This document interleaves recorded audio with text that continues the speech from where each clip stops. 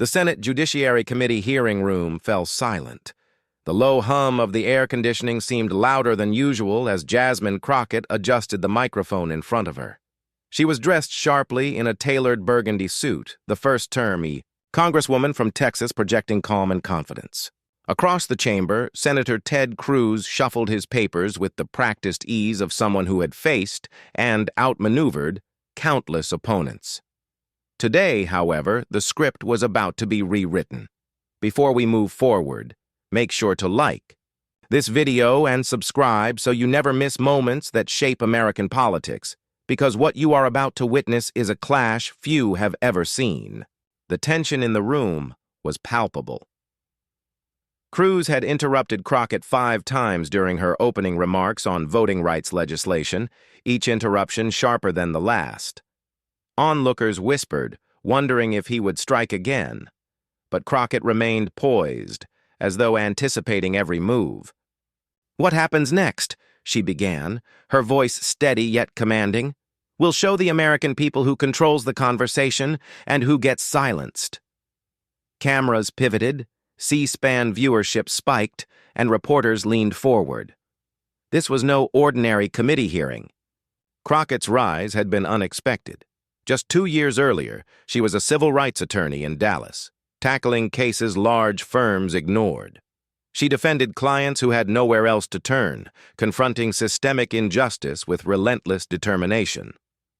When she announced her run for Congress, skeptics dismissed her. A young black woman from Texas, they said, could never rewrite Washington's rules. But Crockett was intent on changing the playbook.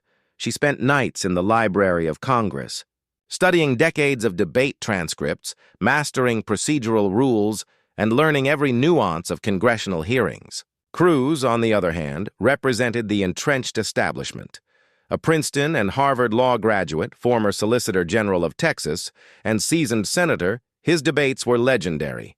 His interruptions were tactical weapons designed to break rhythm, assert dominance, and control the narrative. Until that day, no one had countered them effectively. But today wasn't just about legislation. It was about power. The bill at hand sought to restore voting protections stripped away over the past decade. For Cruz, opposition maintained political control in Texas. For Crockett, it was about defending the right of every Texan to have their voice heard, even if it meant standing toe-to-toe with one of Washington's most formidable debaters. The hearing had stretched over 90 minutes. Cruz controlled every exchange, redirecting conversations and silencing witnesses. Then came Crockett's turn, the last speaker of the day. She approached her microphone with unwavering composure, skipping the usual pleasantries. She wasn't here to perform. She was here to command. 3 minutes in, Cruz struck. "Representative Crockett, surely you're not suggesting—" "I'm in the middle of presenting verified data," Crockett interrupted smoothly. "You'll have your chance to respond." The room went still. Few had ever spoken to Cruz this way. A smile flickered across his face, a practiced mixture of amusement and dismissal. But the tapping of his fingers betrayed frustration. 2 minutes later, the second interruption. Crockett displayed a map of polling site closures. Cruz leaned forward. "This data is misleading." "You will have a chance to respond," Crockett said evenly. The calm defiance in her tone began to shift the room. Staffers stopped scrolling on phones, colleagues leaned forward. Something rare was happening. A freshman representative was standing her ground. The third interruption came sharper. "This is absolutely ridiculous," Cruz barked. "That's 3, Crockett responded firmly, locking eyes with him. "I'm counting." The room held its breath. For the first time, his behavior was made visible and undeniable. The 4th interruption, the 5th, and then the 6th. Crockett remained steady, citing voter testimonies, presenting data, and meticulously logging each interruption. With each number, Cruz's confidence eroded. The balance of power was shifting, and every observer in the room felt it. "Senator Cruz," Crockett said, holding up a folder, You interrupt women 4 times more often than men. Black women 6 times more. The silence was deafening. Staffers typed furiously. Someone whispered, "This is going viral." Cruz blinked. He opened his mouth, then closed it. "That's an unfair characterization," he muttered. "Is it?" Crockett asked, flipping to another page. January 15th, Professor Angela Davis, 17 interruptions in 30 minutes. February 3rd, Dr. Patricia Williams, 12 interruptions. March 27th, Representative Nicole Collier, 21 interruptions. Shall I continue? The room buzzed. Even Cruz's allies looked uneasy.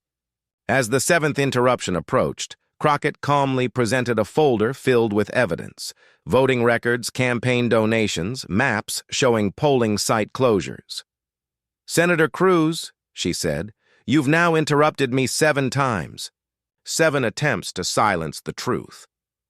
Behind her, video footage played, Cruz's own voice declaring that opponents must be silenced. Crockett paused the clip. "Interesting philosophy," she said evenly. "So tell me, what are you doing right now?" Cruz was caught between disbelief and anger. He could neither interrupt nor retreat without losing face. "You've done this for so long, Senator," Crockett continued, pacing like a prosecutor. "You no longer see it. Interruptions, talking over people, dismissing voices that aren't yours. This is habitual. Today, you became the example." A montage played. Women, people of color, activists repeatedly interrupted over the years. Even some Republicans watched uneasily. Crockett turned back to her slides. "More than 143 interruptions in 6 months, every 12 minutes on average. Fortune 500 CEOs, once every 45 minutes. Oil executives, once per hour. Me, every 3 minutes. Cruz finally spoke. "This is character assassination." "No, Senator," Crockett replied. "This is mathematics. Numbers don't lie." She walked back to her seat but didn't sit. Opening a thick folder, she detailed his voting record on election legislation: votes against the Voting Rights Advancement Act, the John Lewis Voting Rights Act, and the For the People Act. Each vote accompanied by documented interruptions during hearings. She spread a map of Texas, linking campaign donations to polling closures. Cruz rose abruptly. "I don't have to sit here and listen to these baseless claims." "Then don't sit," Crockett shot back. "Stand and explain to Texans why they wait 8 hours to vote." The chamber erupted. Staffers shifted, cameras zoomed, and online chatter exploded. 7 interruptions were already trending on social media. Cruz attempted to regain control. "You're grandstanding, turning this into a spectacle for social media." Crockett smiled faintly, holding up her phone.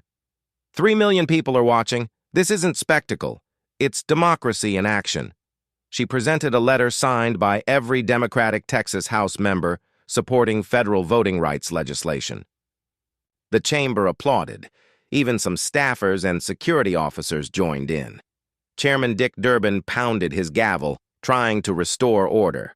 Cruz shouted above the noise, demanding the hearing's rules be enforced. Crockett, calm and precise, interrupted. 8?